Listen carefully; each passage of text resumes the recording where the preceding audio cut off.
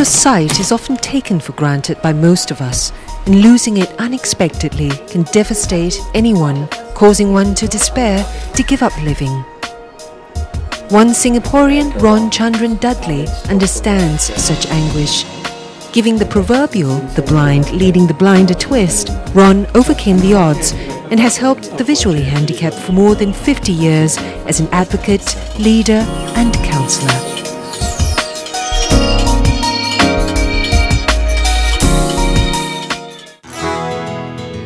For more than 20 years since the age of 30, Ron had worked at the Singapore Association of the Visually Handicapped, first as its Secretary General, then moving on to head the Rehabilitation and Social Services Unit, and later as the association's president. Ron contributed in many ways to empowering the visually handicapped to live fruitful, independent lives. One key initiative he mooted was the open education system. Pioneered by Ahmad Ibrahim Secondary School in 1967, the system enables visually handicapped students to study in a mainstream school. To date, Ahmad Ibrahim Secondary School has nurtured over 200 visually handicapped students, and Dixon Tan is one of them. He has access to facilities and resources specially set up to help students like him integrate into the normal school system. With the help of the teachers and the resource teachers, I can keep up with the curriculum. My teachers, for example, they will give me their PowerPoint slides so that I can view it on the screen in front of me. I also do get some extra time to finish my exams here. Whenever Dixon has problems in his schoolwork, he turns to Deborah Ng, his resource teacher, for help. Besides coaching him, she develops Braille materials to help him cope with more difficult concepts. Deborah has been with the school for more than 30 years and is convinced that the open education program is a life-changing experience that has benefited the visually handicapped students.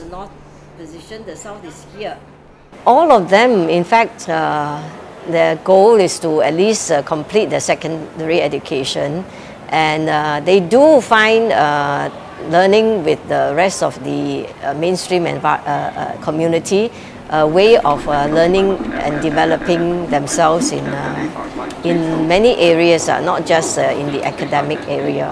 Without the program, they will be probably left at home.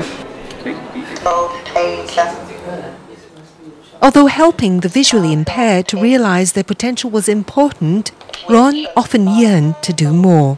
He wanted to improve the lives of other disabled people outside Singapore too. Together with a team of like-minded people from different countries, Ron pioneered the Disabled People's International in 1981. This is a global cross-disability human rights organization that collaborates with international agencies such as the UNESCO.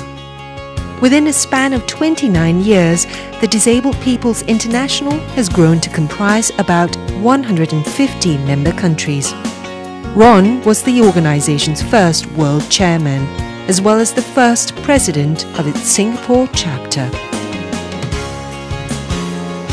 Ron, who has labored hard to give the disabled a voice and enhance their social integration, was not born blind.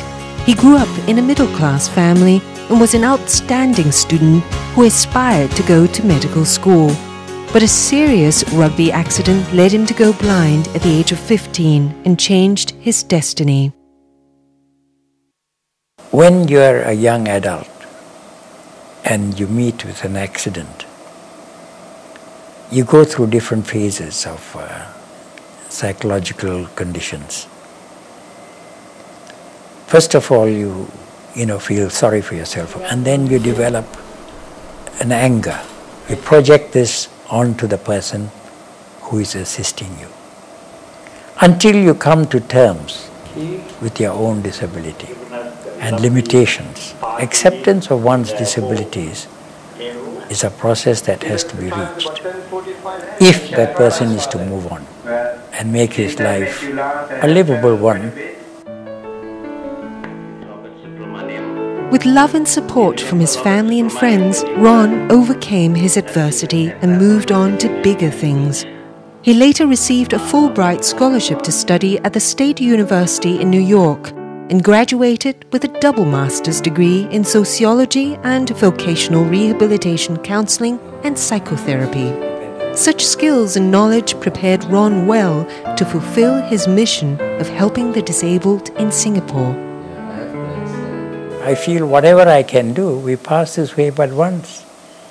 And any good we can do our fellow men, let us do it now, for we may never pass this way again. Although well into his 70s now, Ron remains passionate about serving the disabled. He's the Vice Chairman of the Management Committee of Lighthouse School, which provides primary education to children with disabilities and special needs. Its principal, Ko Po Kwang, hopes the students will draw inspiration from Ron and often encourages them to stay positive. I've always quoted Mr. Dudley as an illustrative example, as a shining model for our students to emulate. And I always tell my students, despite of his loss of vision, he could still make it to be a Fulbright scholar, returning home with double masters. Yeah. So I say, you too, so long you're prepared to persevere and work hard, you can still make it one day. Ron's dedication to helping the disabled locally and internationally has won him many accolades over the years. His achievements continue to inspire the disabled to believe in themselves and have encouraged them to make the best out of their lives.